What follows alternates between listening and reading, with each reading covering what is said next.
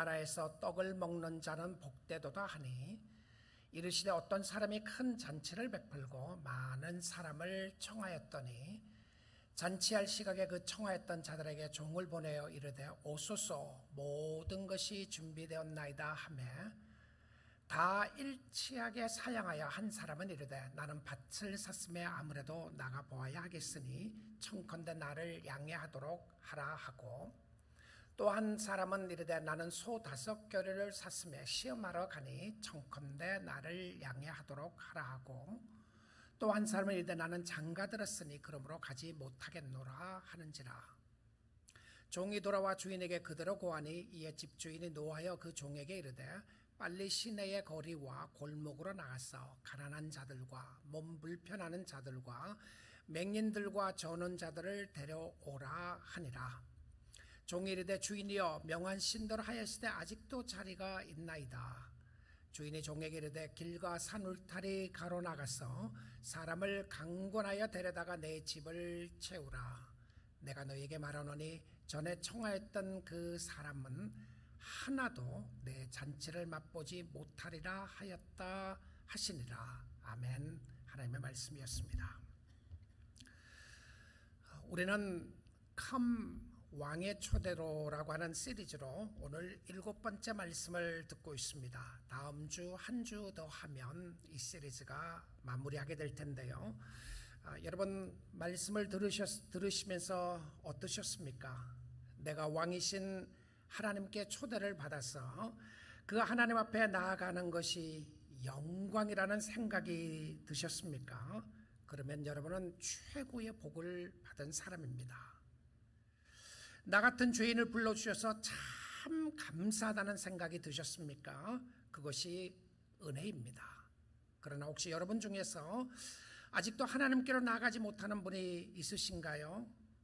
오늘 또 기회를 주시는 하나님 앞에 나갈 수 있기를 원합니다. 신약 성경에는 예수님이 초대하는 장면이 별로 없습니다. 지난주에 우리가 보았던 말씀처럼 수고하고 무거운 짐진 자들아 다 내게로 오라 내가 너희를 쉬게 하리라 강력한 부르심이었는데요. 여러분 복음서를 이렇게 쭉 살펴봐도 예수님이 오라, come, 이리 와라 이런 장면이 별로 없고요. 특별히 사도행전이나 서신서에 가서 보게 되면 예수님의 초대의 말씀이 거의 없습니다. 나와 있질 않아요. 예수님이 누구시며 구원이 무엇이고 또 구원받은 백성들은 어떻게 살아야 될 것인가에 대한 부분은 나와 있지만 예수님의 직접적인 초대가 나와 있지 않아요. 그리고는 요한계시록에 가서 보게 되면 마지막에 다시 오라고 하는 말씀이 한 번 더 남아있게 됩니다. 그런데 오늘 읽은 본문 말씀은 이 말씀 가운데 예수님이 직접적인 초대보다는 간접적인 초대로 초대하십니다. 그 의미는 바로 비유를 통해서 비유법을 가지고 천국을 설명하고 있고 또 초대하고 있음을 보게 됩니다. 놀라운 사실은 오늘 이 말씀을 보게 되면 이 말씀에 비슷한 내용의 말씀이 마태복음 22장에도 나오는데요. 마태복음 22장에 보게 되면 왕의 자기의 아들을 위하여 결혼식을 준비합니다. 그리고 손님을 초대했어요. 근데 많은 손님이 가지 않았습니다. 거기서 끝나지 않아요. 가지 않는 것뿐만이 아니라 초대한 그 사람을 오히려 죽이게 되는 역사가 있게 됩니다. 우리는 물어야 합니다. 도대체 이런 결혼식이 있는가? 초대받아서 안 가면 그만이지 왜 초대한 사람을 죽이게 되는가? 그래서 우리는 복음을 다시 한번 생각해 보아야 되는데요.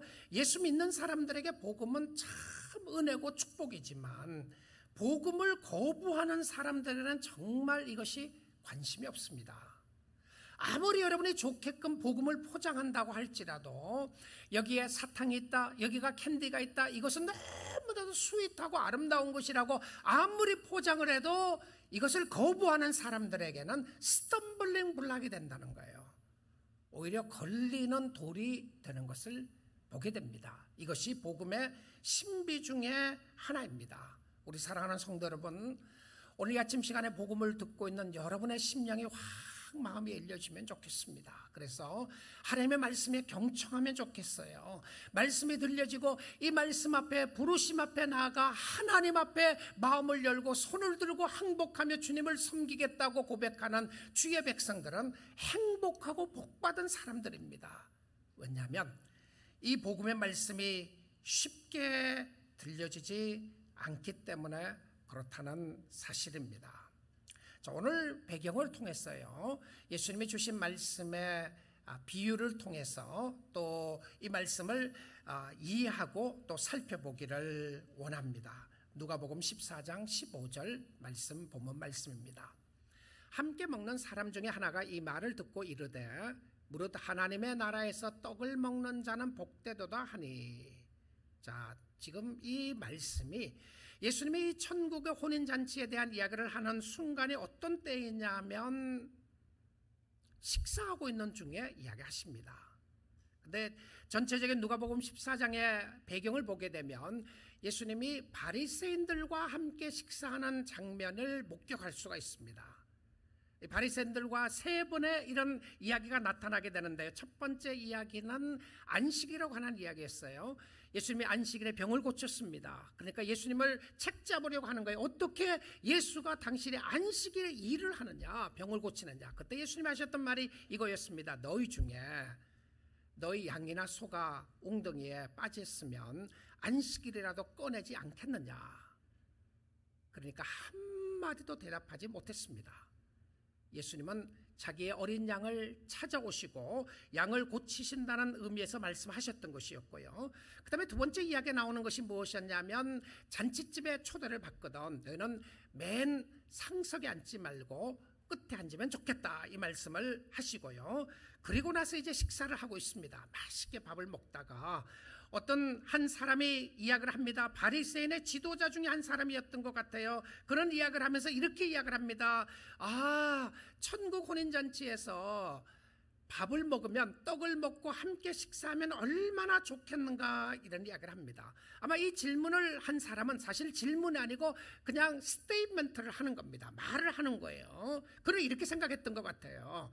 야, 나는 하나님의 초대를 받아서 천국에 가고 예수님과 하나님과 함께 밥을 먹을 수 있으니까 나는 너무 복되다, 이렇게 생각했던 것 같아요. 근데 그 이야기에 예수님은 칭찬하는 장면 하나도 없고요, 또 꾸짖는 장면도 하나도 나오지 않아요. 오히려 비꼬아서 예수님이 메시지를 전하고 있는 것을 보게 됩니다. 너 하늘나라에 가니까 얼마나 좋겠니? 너 같은 사람은 참 행복하겠다. 너는 정말 잘난 사람이다. 그런 이야기 없어요. 그 이야기를 하지 않고 오히려 다른 의미로 설명하고 있는 것을 보게 됩니다. 자, 계속해서 한번 본문 보도록 하죠. 누가복음 14장 16절입니다.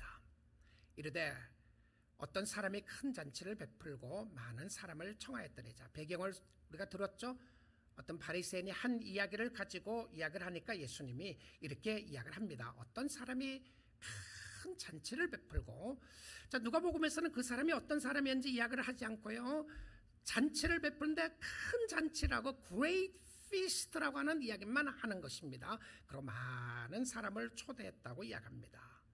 이 비유가, 비슷한 비유가 마태복음 22장에 나온다고 그랬죠. 마태복음 22장 2절에서는 이렇게 이야기하고 있는 것을 보게 됩니다. 하나님의 나라는, 천국은 마치 자기 아들을 위하여 혼인잔치를 베푼 어떤 임금과 같으니. 자, 하나님의 나라가 어떤 나라이며 천국이 어떤 곳인가? 천국은 잔치하는 것과 같다, 이렇게 이야기해요. 결혼식이다. 근데 이 결혼식이 어떤 결혼식이냐면 왕이 자기 아들, 왕자의 결혼식입니다. 결혼식과 같다라고 이야기를 하고 있습니다.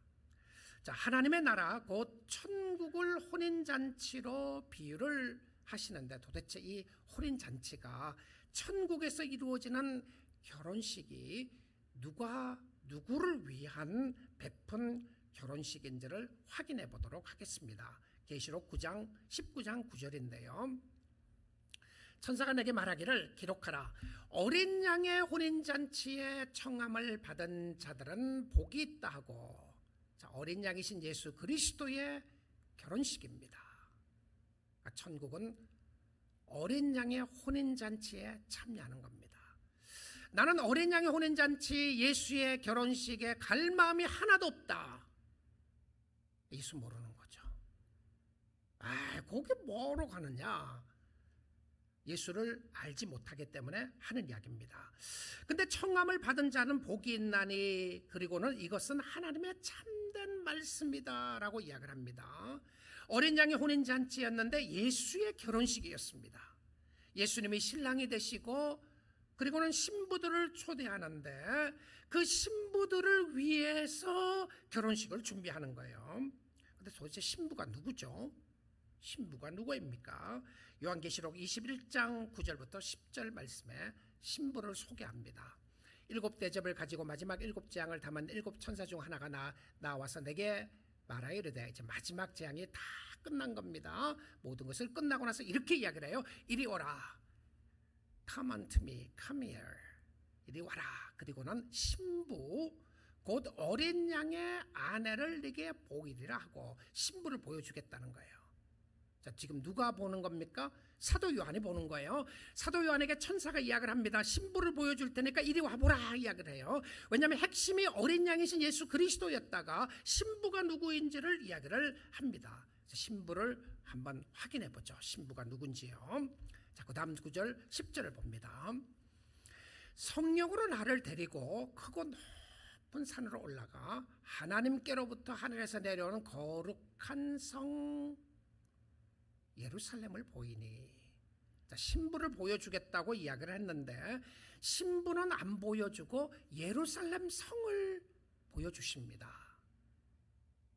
자, 우리가 시온성을 이야기할 때 천국의 상징적인 이야기를 하고 있고요. 그 시온성이 하나님이 거하시는 도성으로 이야기를 하고 있어요. 가보니까 신부는 안 보이고 집만 있는 거예요. 신부가 살 집만 보여주는 거예요. 신부가 도대체 어디 갔어요? 신부가 어디 있습니까? 여러분, 사실 이 천국 혼인잔치는 하나님께서 자기 아들 예수를 위하여 신부를 초대하고 있는 말씀인데 신부가 다 준비가 되지 않았어요. 누가요? 저와 여러분이 신부가 준비되지 않았어요. 성경은 하나님의 나라 천국을 이야기를 할 때에 우리가 생각하는 모습으로 천국을 그리지 않아요. 여러분, 이런 생각해 보지 않나요? 천국을 내가 생각하는 모습으로 천국을 이야기를 했더라면 천국에 너무 가고 싶을 텐데 천국에 대해서 내가 생각하는 모습이 왜 없죠? 여러분, 뭘 생각하시죠? 무엇을 가지면 여러분이 가장 행복하겠다는 생각이 드십니까? 1000만 불짜리 집을 가지면, 100만 불도 아니고 10밀리언 달러짜리 집을 가지면 나는 행복할 거다. 혹시 이런 생각이 드시나요? 아니면 다이아몬드 보석을 갔는데 100만 불짜리 보석을 가지면 나는 정말 행복하겠다. 혹시 이런 생각이 드시나요? 천국을 그렇게 묘사를 했으면 어떻겠다는 생각이 드십니까? 그래서 천국에 대한 이야기를 생각해 보면 특별히 예수님의 비유 가운데서도요, 텐저블하고 만질 수 있을 것 같은 비저블한 것은 별로 설명하지 않아요. 오히려 천국에 대한 이야기를 하면서 하나님의 다스리심에 대한 이야기를 하고 그 다스리심 속에 우리의 마음속에 얼마나 기쁨이 있고 행복이 있는가를 이야기를 하지 우리의 육신의 눈으로 별로 설명이 없어요. 근데 우리의 육신의 눈으로 설명할 수 있는 부분의 모습은 요한계시록에 가서 보게 되면 천국에 관한 이야기를 하고 있습니다. 천국에 보니까 보석들이 있었어요. 여러분, 보석이 왜 좋죠? 왜 좋습니까? 가치 때문에 그렇지 않아요. 예를 들어서 100만 불짜리 보석을 여러분이 소유를 하고 있는데 그 100만 불짜리 보석이 아무런 가치가 없는 것이다. 나중에 봤더니 그것이 보석이 아니었고 돌덩어리였다 그냥. 근데 보석이 아니었던 거예요. 그걸 버리는데 아무도 사지 않으려고 한다. 돈을 주고 버려야 된다. 그럼 가치가 없는 거잖아요. 보석은 가치에 관한 부분입니다. 그런데요, 천국에 가니까 보석에 대한 이야기가 많이 나오고 있어요. 근데 그 보석의 핵심이 무엇이었냐면 가치에 관한 부분이 아닙니다. 왜냐하면 가치는 내가 돈을 주고 샀을 때의 가치가 있는 것이잖아요. 뭔가를 지불하고. 근데 천국은 뭔가를 지불하고 살 필요가 없어요. 근데 천국에 나오는 보석의 모든 핵심이 어디에 있었냐면 빛에 있었어요. 빛. 얼마나 아름다운 빛을 내는 것인가. 녹보석, 황보석 이런 보석을 이야기를 하면서 그 보석의 빛을 이야기하는데, 근데 그 핵심이 뭔지 압니까? 보석의 빛이 아니었어요. 어린 양 대신 예수 그리스도의 빛이 이 모든 보석의 빛에 비교할 수가 없더라. 무엇이었나요? 예수였습니다. 예수요. 예수님이었다는 것이죠. 한때 천국에 갔다 온 사람들의 이야기가 굉장히 우리의 귀를 솔깃하게 하는 이야기를 들은 적이 있습니다. 그리고 책도 나오게 되고요. 근데 거기에 나타나는 모습을 몇 가지로 요약을 해볼 수 있게 되는데요. 천국에 갔더니 어떤 집이 있더라. 천국에 가보니까 내가 사는 집은 10만 층짜리 위에 집이 있더라. 꼭대기를 쳐다보는데 하늘을 닿을 것 같더라. 하늘이 어디 있어요? 무슨 이야기 하는지 모르겠어요. 하여튼 10만 층짜리. 그런데 내 집은 가장 꼭대기에 있는데 엘리베이터가 있는데 그 엘리베이터를 타고 갔더니 1초 만에 10만 층짜리 올라가더라. 우와, 대단하다. 그런데 어느 누구의 집을 보니까 1층에 있더라. 또 이야기를 합니다. 천국에 가니까 깜짝 놀라는 것이 있는데 가봤더니 어느 목사는 있는데 어느 목사는 없더라. 그러니까 그냥 또 놀라는 거예요. 그랬더니 그 목사가 정말 잘하는 목사인 줄 알았더니 보니까 지옥에 가 있더라. 사람들이 놀라는 겁니다. 어떻게 그 사람이 지옥 갔는가. 여러분, 우리의 관심은요, 많은 사람의 관심은 내가 생각하는 모습으로 알고 싶어하고 생각합니다. 그런데 성경에 보니까 그런 모습이 없어요. 근데 왜 안 가르쳐 주셨을까요? 저는 이런 생각도 해보게 돼요. 만약에 하나님이 이 천국 혼인잔치의 비유를 이렇게 했더라면 어땠을 것 같아요? 왜 사람들이 안 가요? 왜 안 가는 것뿐만이 아니라 오라고 했던 사람을 왜 죽여요? 왜? 뭘 잘못했다고 말입니다. 천국 오라고 그러는데. 이랬으면 어땠을 것 같아요? 천국 혼인잔치에 오십시오. 오시면 이 땅에서 병든 자가 다 순간에 낫습니다. 뉴라이프 선교교회 오시면 모든 병이 다 낫습니다. 여러분, 이 교회 미어 터집니다. 하루 만에요. 그뿐만이 아니고 혹시 이렇게 표현했더라면 어떻겠습니까? 교회에 참석을 하고 예수를 믿으면 예배 순간순간마다 믿는 자에게 하늘에서 돈이 떨어지는데 한 사람에게 예배 올 때마다 10,000불씩 떨어지더라. 10,000불 너무 작게 들리시나요? 그럼 100,000불 하죠. 100,000불 떨어지더라. 와, 다음 주부터 이 교회 꽉 차고 남을 겁니다. 아마 파킹나서도 사람이 미어 터지지 않겠어요? 근데 이 천국을 이야기를 하면서 왜 이렇게 가고 싶지 않을 것 같은 표현으로 설명을 하죠? 너무 가고 싶게 내 생각에 너무 좋게 하면 안 되겠습니까?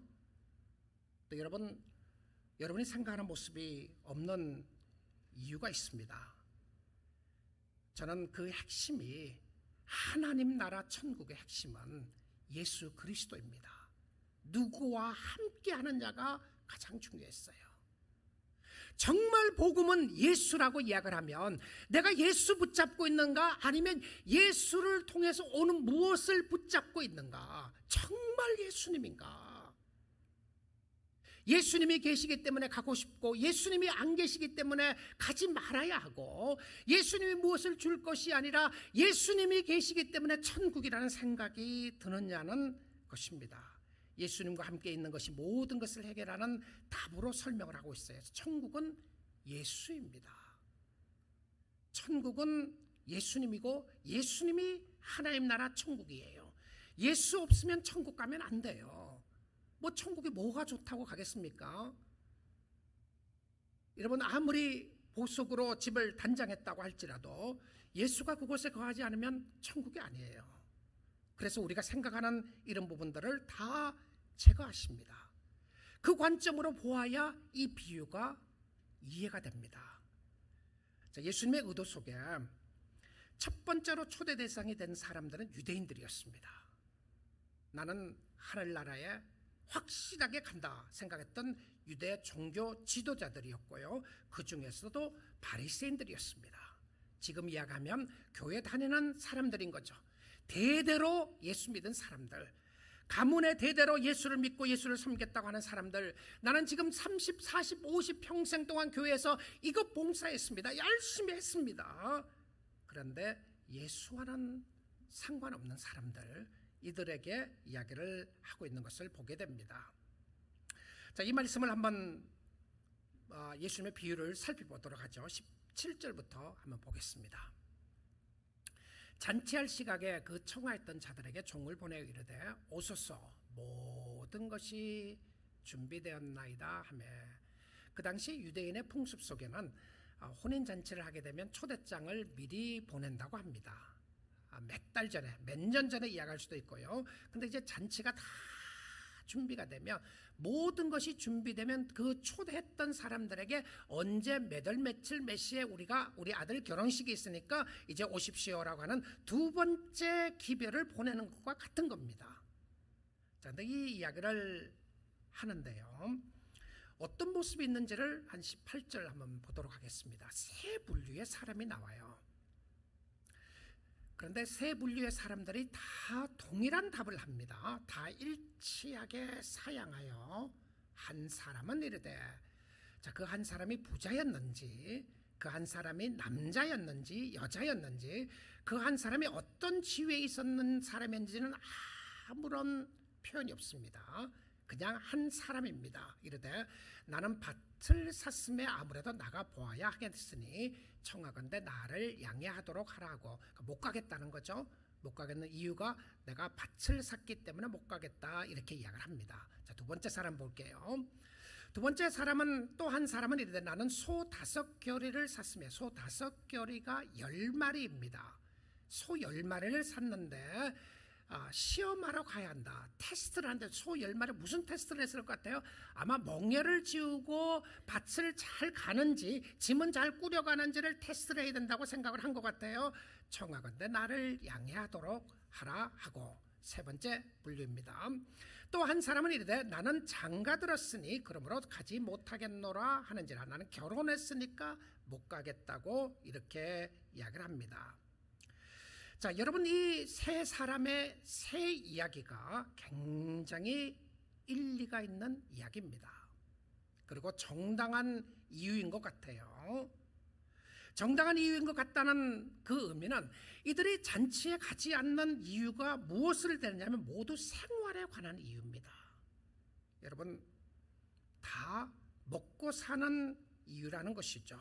이것이 잘못된 것이 아닙니다. 생활의 이유가 잘못된 것이 아니라 우선순위가 잘못됐다는 의미죠. 왕의 아들의 잔치가 중요하지 않았던 이유는, 중요하지 않았던 것은 내가 먹고 사는 문제가 더 중요했기 때문에 그렇다고 생각이 든 것입니다. 다른 일에 관심이 없는 것이죠. 여러분, 실질적으로 예수를 잘 믿지 않는 사람들에게는 대단한 영적인 이유가 있는 것 아닙니다. 내가 하나님을 간절하게 찾으려고 하는데 안 되고, 그런 이유 거의 없어요. 예수님이 하시는 이야기를 보게 되면 사양하는 근본적인 이유가 무엇이냐면 삶과 관계가 있어요. 우리는 일상을 살아가는 데 있어서 일상이 잘못된 것이 아니라 일상 살아나가는 것이 영적인 일보다, 주님을 섬기는 것보다 더 중요하게 여겨졌다는 사실입니다. 그러니까 생활에 있어서 이것은 불필요했던 거예요. 내가 먹고 사는 일에 있어서는 내 삶 속에 전혀 도움이 되지 않는다고 생각했습니다. 자, 다시 생각합니다. 왕의 아들 결혼식에 가는 게 나에게 무슨 도움이 돼요? 이렇게 생각한 거예요. 예수를 믿는 것이 나에게 무슨 도움이 되는가? 교회 가는 것이 무엇이 도움이 되죠? 내가 부자가 되는 것도 아니고, 내가 병이 다 낫는 것도 아니고, 뭐 그런 경우도 있지만 말입니다. 그러면 내가 예수를 믿는 것이 세상적인 나의 필요를 채우는 것이라고 이야기를 한다면 근본적인 핵심을 놓친다는 거죠. 그래서 오히려 예수님은 세상적인 필요를 채우기 위해서 예수를 믿을 수 있다는 이야기를 하지 않아요. 이 모든 것은 내가 너에게 더해 주시겠다는 말씀을 약속으로 주셨지만 예수님을 믿고 따라감에 있어서 우리에게 가장 큰 걸림돌은 뭔지 압니까? 일상생활입니다. 일상생활에 방해가 되는 것을 이유로 되면 누가 여러분에게 틀렸다고 그러겠어요? 왜냐하면 세상 사는 것이 그런 모습이니까요. 여러분, 우리도 그럴 수가 있다는 것이죠. 영적인 일을 하지 않는 것에 대단한 이유가 있지 않아요. 왜 교회 안 오시죠? 왜 예수 안 믿으시죠? 왜 열심히 안 하시죠? 대단한 이유 있지 않아요. 그냥 살아나가는데 불필요하게 생각되기 때문에 그렇다는 사실이죠. 그래서 어떤 핑계를 댄다고 할지라도 결과적으로 왕의 초대를 무시하는 것입니다. 사랑하는 성도 여러분, 별것 아닌 것 같은데 생명이 거기 있었어요. 나는 우습게 생각했는데 진짜 먹고 사는 문제가 중요했던 것이 아니라 그것보다 더 중요한 것이 있었던 것이었습니다. 세상 살아나가는데 그 문제를 해결하기 위해서 예수를 믿는 것이 아니라 도저히 해결할 수 없는, 내 마음속에 도저히 해결할 수 없는 죄의 문제를 해결하러 오신 예수를 제대로 만나지 않고서는 예수 잘못 믿고 있습니다. 관심이 없는 거죠. 왜 오늘날 많은 사람들이 믿게 하기 위해서 복음을 워럴다운 하죠? 희석시키나요? 희석시키면 너무 좋아요. 그렇고 뭐 너무 신경 쓰지 말고 교회만 오세요. 다 잘 될 겁니다. 교회 오면 이것도 잘 되고 저것도 잘 되고 교회만 오시고 예수를 믿으면 다 잘 될 거라고 하는데 그 잘 되는 것이 복음의 핵심이 빠졌어요. 나의 죄를 위하여 이 땅에 오신 그리스도, 영원히 죽을 수밖에 없었던 나를 살리기 위하여 이 땅에 오신 그리스도를 알지 못하고 나의 세상의 평안함과 안식을 예약한다면 진짜 하나님을 외면할 수밖에 없는 이유가 된다는 것을 보여줍니다. 자, 그래서 왕이 다른 사람들을 초대합니다. 여러분, 이 초대 대상에 여러분과 제가 있어야만 합니다. 있기를 원합니다. 21절입니다. 종이 돌아와 주인에게 그대로 고하니 이에 집주인이 노했습니다.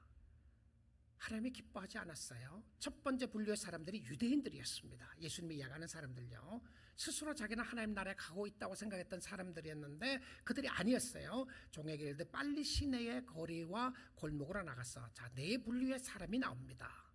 남자도 아니고 여자도 아니고, 여자인지 남자인지 잘 모르겠어요. 표현하지 않습니다. 성별에 관계없고 지위에 관계가 없고 빈부의 차이가 없습니다. 세상적인 모습이에요. 오히려 나가서 누구를 초대하는지 네 분류의 사람 보십시오. 첫째는요, 가난한 자들입니다.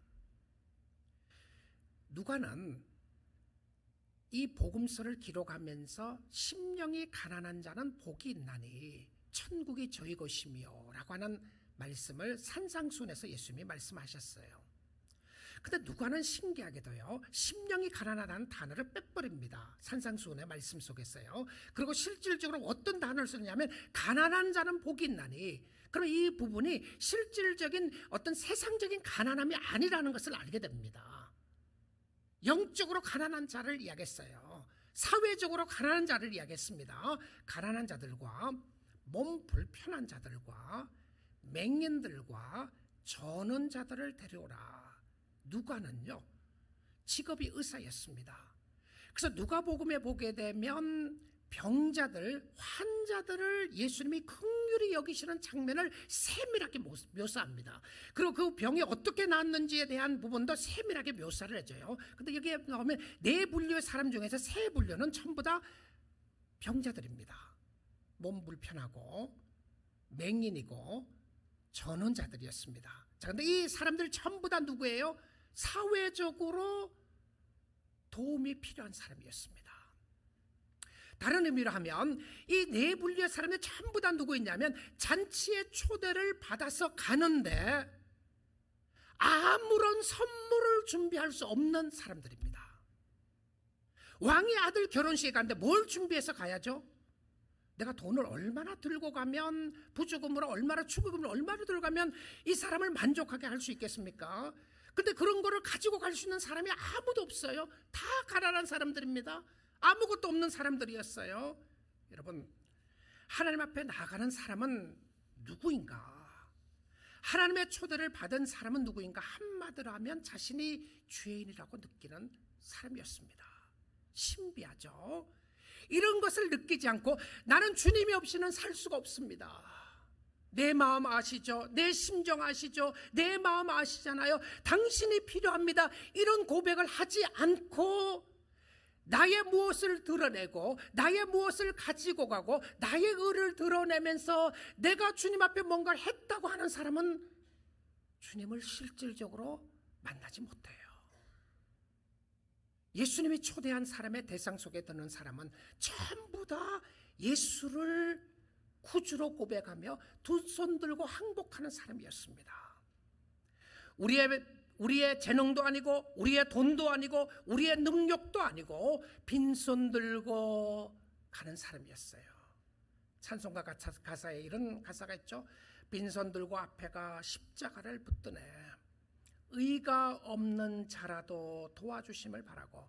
여기 의는 자기의 공이죠. 내가 잘난 모습입니다. 의가 없는 자라도 도와주심 바라고 생명샘에 나가니 마음을 씻어주소서.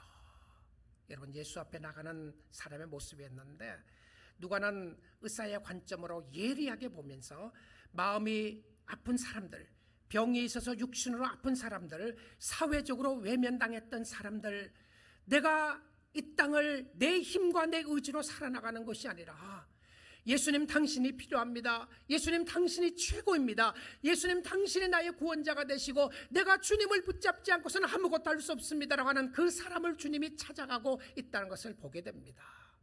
여러분, 주님을 제대로 만나고 주님 앞에 나아가는 모습은 절대적으로 하나님 앞에 항복하고 나가는 것입니다. 하나님 나를 도와주세요. 하나님 나를 불쌍히 여겨주세요. 하나님 나를 긍휼히 여겨주세요라고 하나님 앞에 나간 사람이었는데요, 그 모습을 시편에서는 이렇게 표현을 합니다. 시편 34편 17절에 18절인데요 한번 보도록 하죠. 여호와는 마음이 상한 자를 가까이 하시고, 마음이 상한 자가 누구입니까? 가난한 자입니다. 심령이 가난한 자는 복이 있나니. 마음이 뱅크럽된 상태에 있는 사람입니다. 마음이 파산 상태에 있어요.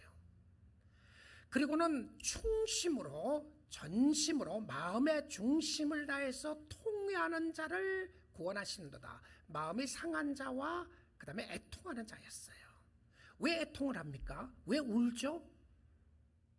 하나님의 은혜가 없이는 살 수 없다는 것을 알기에, 내 마음은 부서지고 내 마음은 깨어지고 내 마음이 하나님이 함께하지 않으면 안 되는 것을 알기 때문에 하나님을 붙잡는 사람이었습니다. 사랑하는 성도 여러분, 구원의 핵심은 예수 그리스도였습니다. 저는 다시 한번 요한계시록을 살펴보고 천국에 대한 비유를 살펴보고 천국에 대한 모습을 보면서, 야, 왜 우리가 생각하고 있는 모습으로 천국을 묘사하지 않았는지를 어렴풋이 깨닫게 되었습니다. 그것은 우리가 생각하는 모습을 했더라면 더 많은 사람들이 예수를 믿었을 것이고 더 많은 사람들이 예수 앞으로 나왔을 것이 아닐까 생각을 하지만 하나님의 방법은 그것이 아니었습니다. 하나님의 방법은 전적으로 예수 그리스도를 신뢰하는 사람을 통해서 구원의 길을 열어놓으셨다는 사실입니다. 사랑하는 성도 여러분, 여러분이 지금 어떤 형편과 상황에 있다고 할지라도 내가 하나님의 아들 예수 그리스도의 혼인잔치에 초대받았는지 아닌지를 확인하는 방법 중에 하나는 정말 여러분이 예수가 얼마나 필요로 하신지를 살펴보면 알 수 있습니다. 나는 정말 예수 없이 살 수 없다고 고백하는 사람인가? 예수님이 내 삶의 전부인가? 아니면 오늘 또 예수가 주는 그 무엇이 전부인가? 예수 말은 하지만 예수에 대해서는 관심이 없고 혹시 그 다른 것에 최고의 관심을 두고 살아가고 있지는 않는가를 보면 알 수가 있게 됩니다. 자, 이 말씀을 구약 성경 이사야를 통해서 메시아가 오실 부분을 설명을 하면서 이사야 61장 이렇게 설명을 하고 있습니다. 1절입니다. 주 여호와의 영이 내게 내리셨으니 이는 여호와께서 내게 기름을 부으사. 자, 이 기름 부었다고 하는 표현이 메시아라고 하는 표현입니다. 메시아의 의미는 기름을 부음 받은 자라고 하는 의미예요. 기름을 부으사 가난한 자에게 아름다운 소식을 전하게 하려 하심이라. 심령이 가난한 자입니다. 나를 보내사 마음이 상한 자를 고치며 애통하는 자들이죠. 포로된 자에게 자유를, 죄악된 포로를 이야기했습니다. 죄의 쇠사슬에 얽매여 있는 사람에게 자유를 주고 갇힌 자에게 노임을 선포하며 꽉 갇혀 있고 매여 있다고 하는 사람들에게 복음의 소식을 전하기 위해서 메시아가 오신다고 하는 사역을 이야기합니다. 자, 2절 보겠습니다. 여호와의 은혜의 해와 우리 하나님의 보복의 날을 선포하여. 여러분, 이 그리스도가 오시는 때를 함께 같이 보았어요. 은혜의 해, Year of Grace, Year of Jubilee. 이 복음의 해는 하나님의 심판의 날과 함께 오는 것을 이야기합니다. 그래서 선포하여 모든 슬픈 자를 위로하되. 3절입니다. 무릇 시온에서 슬퍼하는 자에게 화관을 주어 그 죄를 대신하며 기쁨의 그 기름으로 그 슬픔을 대신하며 찬송의 옷으로 그 근심을 대신하시고 그들이 의의 나무 곧 하나님께서 심으신 그 영광을 나타낼 자라 일컬음을 받게 하려 하심이라. 할렐루야. 여러분, 복음이 되는 것은요, 여러분이 이 하나님 예수 그리스도를 바로 알 때에 이 예수를 붙잡을 수가 있게 됩니다. 많은 사람이 떠나도, 세상의 모든 사람이 떠나고 내 생각대로 내 계획대로 일이 이루어지지 않는다고 할지라도 내 마음속에 예수가 있음을 알기에 그 예수를 붙잡는 사람들의 심령 속에는 말로 형용할 수 없는 은혜와 축복이 함께함을 보여주고 있습니다.